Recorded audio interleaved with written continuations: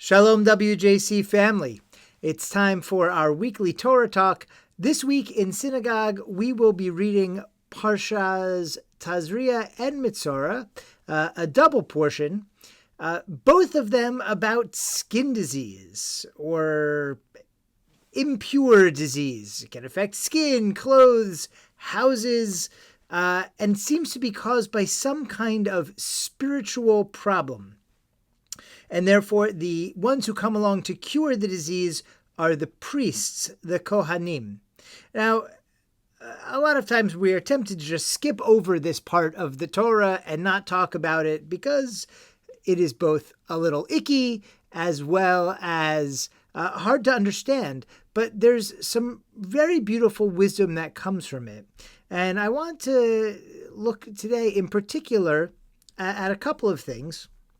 One is a midrash on the exact process. I was reminded of, as you go to heal, there's a whole process involved. We had a bat mitzvah last Saturday afternoon, and this was her parsha, and she mentioned some of the steps coming to the of healing, coming to the Beit HaMikdash and making a sacrifice. And one of the things you had to do was declare Tameh, Tameh, every place you went. Tameh, Tameh, I'm impure, I'm impure. And the question is why? Most commentaries will say to keep people away, right? I'm infectious, you might say, that they're walking around.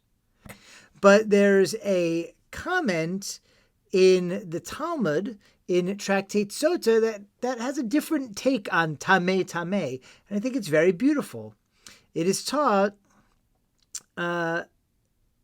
V'tameh Tameh Yikra, they'll shout Tameh Tameh, Tzarich lehodia tza'aro l'rabim, to express their tzuris, their difficulty, their pain to the general public.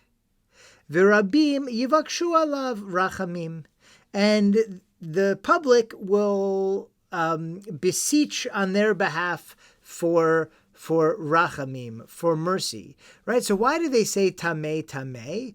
Why do they say it hurts, it's awful, I'm isolated, this is disgusting, I feel gross, I'm cut off from the people I love, I'm embarrassed? Why do they say all of that? That other people would be moved to pray for them. And that dichotomy, I think, is so profound, so important. That part, your instinct might be to pull back. Is that person tameh? Is that person impure? Should I be afraid? So fear is a general reaction, but no, this midrash says it's not. We shouldn't be afraid. No good comes from fear.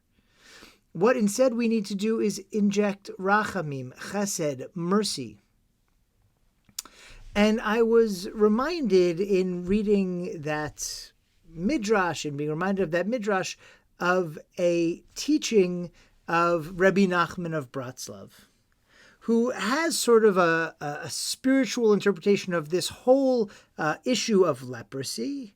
And he's giving in Likutei Maharan sort of the recipe for healing it. And among that recipe, he says that ultimately we are all priests.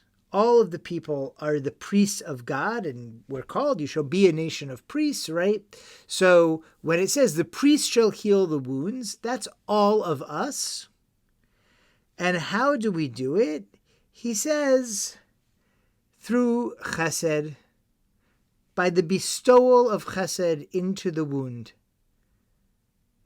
Sheyitkayem ha'olam bechasdo. That chesed sustains the world, right? And you are called priests, and as a priest, you need to bring chesed. And then he quotes our parsha, that the priest, v'hiskir hakohen et hanegah, the priest will close the wound. Probably means literally here that he should bind the wound. But he says, no, the priest will close the wound. How? Al yidei bechinat chesed, by using this aspect of loving kindness. Bechinat kohen, that is the job of the priesthood, to bring chesed, to bring loving kindness into the world. Nisgar hamaka legamre, to close the the profound wound, the entirety of the wound, v'nitrape bishlimut, and to heal completely. In other words, if we feel like we are in a broken world, a wounded world, and I think we feel that, I feel that, so many stories, whether they're here in America, or when we hear about what's going on in Israel, the wounding, the brokenness of that society in this moment as it struggles with not only its governance, but also its identity. And here in America, I think we can argue that people are having those same questions. And what keeps getting injected into the conversation is fear, right? We're walking around, tameh, tameh, and everyone is running. Everyone is scared. Everyone is retreating to their corners and reacting defensively. But in fact, what Rebbe Nachman is reminding us, what the Talmud was reminding us, is that what's needed when we experience a wound like that to heal the world is loving kindness. We need to start praying on behalf of each other, to taking care of each other, to make each other feel safe so that we no longer have to react out of fear. And only when we feel safe, only when we feel protected, only when we feel cared for, that's ultimately when we can bring healing into the world, heal the rifts, bring people together, legamre, as Rebbe Nachman says. Rebbe Nachman's most famous quote is Kol ha'olam gesher tzar ma'od. The whole world is a very narrow bridge. V'ha'ikar lo lefached klal. The main thing is not to be afraid at all. But we don't maybe talk enough about the flip side. So, Rebbe Nachman, what should we do? Instead of injecting fear into the world, we need to inject love into the world, chesed into the world. And when we can make the parties on all sides feel safe, feel protected, feel like you will not only act in your best interest, but also in my best interest, then that's when that tikkun can happen, that healing can happen. And so I hope we'll all take our place as priests, as Rebbe Nachman says, as a nation of priests, and do our part to inject safety into the world, love into the world, chesed, loving kindness into the world, rachamim, mercy into the world.